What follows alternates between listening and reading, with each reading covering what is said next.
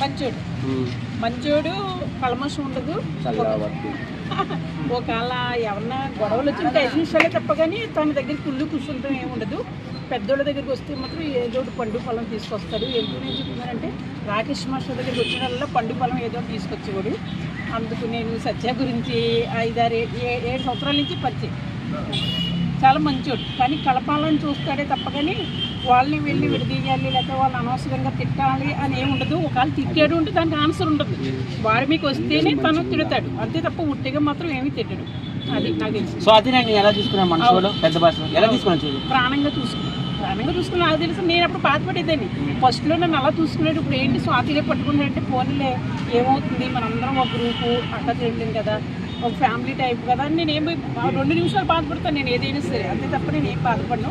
కానీ తను మాత్రం అన్నింటికి తిప్పుకుని మన పెళ్ళికి కూడా పాపం కూడా తీసుకెళ్ళాను. మరి అలాంటిది ఏమైందో రివర్స్ అయ్యిందట. నాకు చాలా బాధగా ఉంది. నాకు మీ గురించి ఏమైనా నెగిటివ్ గా ప్రచారం చేస్తున్నా స్వాతి నాడు బయట ఏమన్నా నా గురించా అంటే వైజాగ్ గురించి కానీ మీ గురించి చాలా ప్రచారం చేస్తుంది. మా రూమ్ లో వ్యభిచారం నడుస్తుంది అమ్మ, మా రూమ్ లో వ్యభిచారం నడుస్తుంది, అలాగే ప్రచారం చేస్తుంది. ఇప్పుడు వాళ్ళు నేను ఆమెకి 10,000 బేరం పెట్టామట. తప్పమ్మా, అలాంటి ఏమి ఆమె స్వతహాగా ఒక వ్యభిచారిని, మేమేం బేరం పెడతాం. వస్తారు, మేము అందరం కలిసి ఇక్కడికి పార్క్ వస్తాం. డైలీ మా రూమ్ కి నువ్వు వస్తావు కదమ్మా. అలాంటి ఏమి ఉండవు. అలాంటివి ఉంటే మేమే వెళ్ళాం కదా, అసలు ఎవరు వెళ్ళరు కదా.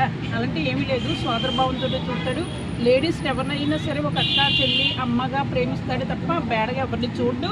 ఆ రూమ్లో కూడా బేడగా అని ఏవి కూడా జరగవు. నేను చూసినంత మట్టి ఏవి జరగలేదు. అది ఒక ఫ్యామిలీ టైప్లో ఉంటుంది. చాలా నీట్గా కూడా ఉంటుంది.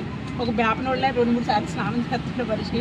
ఆ రూమ్ కూడా చక్కగా లేడీస్ కూడా శుభ్రం చేయలేనంత శుభ్రం చేసుకుంటారు. చాలా నాకు వాళ్ళ రూమ్ వెళ్ళినప్పుడు కూడా ప్రశాంతంగా ఉంటుంది, నీట్గా ఉంటుంది. చాలా మంచోడు. అర్థం ఇష్టం లేనో లేదో 90 చెప్పుకుంటారు. అవన్నీ ఏమి పట్టుకోవద్దు. మంచోడు.